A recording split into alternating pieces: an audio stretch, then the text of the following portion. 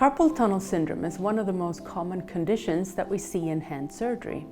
The carpal tunnel is an anatomic structure on the inside of the hand, where the floor of the tunnel are the bones inside the wrist, the roof of the tunnel is a tough ligament, and inside the tunnel we have all of the tendons moving the fingers, as well as a nerve called the median nerve.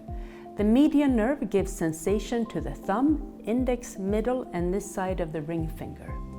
Carpal tunnel syndrome is when you have a compression of that nerve. The most common symptom in carpal tunnel syndrome is that the patient complains of numbness in the thumb, index, and middle fingers.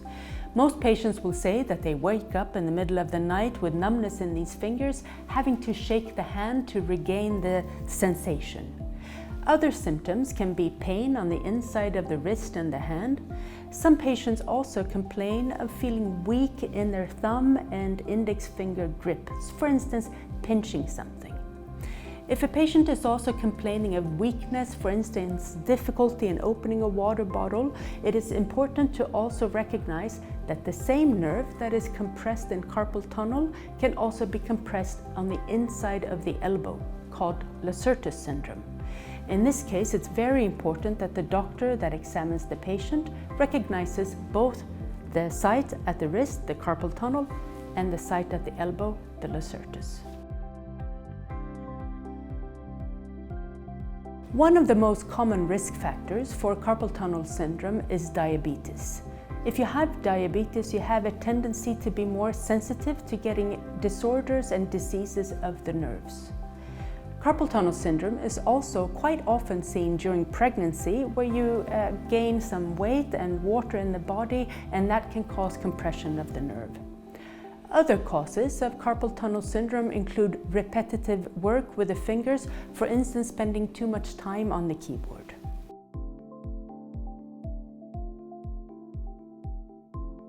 If you have mild carpal tunnel syndrome, which means that you only wake up every once in a while with numbness in the fingers, I recommend that you start with non-surgical treatment options. The most common treatment option then is to sleep at night with a small wrist brace that keeps your hand straight and avoids you from pushing on the nerve while sleeping. Other methods that you can try before surgery is to use anti-inflammatory medication, for instance ibuprofen, and sometimes we give cortisone injections to reduce the swelling around the nerve. If you need to do surgery for carpal tunnel syndrome, this is usually when you have what's called moderate or severe carpal tunnel syndrome, where you have a lot of problems with numbness in the hand or pain. At Aspetar, we are happy to offer two different types of surgeries. We can either do the more traditional surgery, which is called an open carpal tunnel release, which means that you do a small cut on the inside of the palm of the hand to reach the roof of the carpal tunnel, which is then open to release the nerve. The other option that we have at Aspetar is to do what's called an endoscopic carpal tunnel release. Endoscopic means that you make a very small incision on the inside of the wrist, insert a camera into the carpal tunnel so you can see the carpal tunnel as you release the nerve. Endoscopic carpal tunnel release has an advantage in that it usually gives less scar after surgery and allows you to return to work and sport activities faster.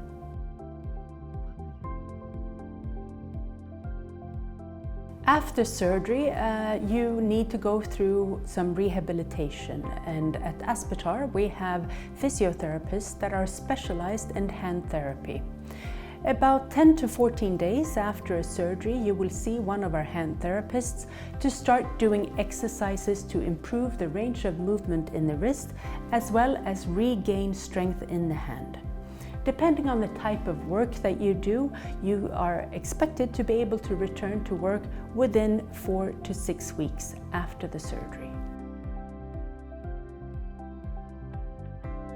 We can prevent carpal tunnel syndrome by avoiding repetitive finger motion, thinking about the posture we use when we are working, the ergonomics of the workspace, And if you have diabetes or any other sort of metabolic disease, it's very important that you think about your overall health, taking care of your diet and your weight and exercise regularly.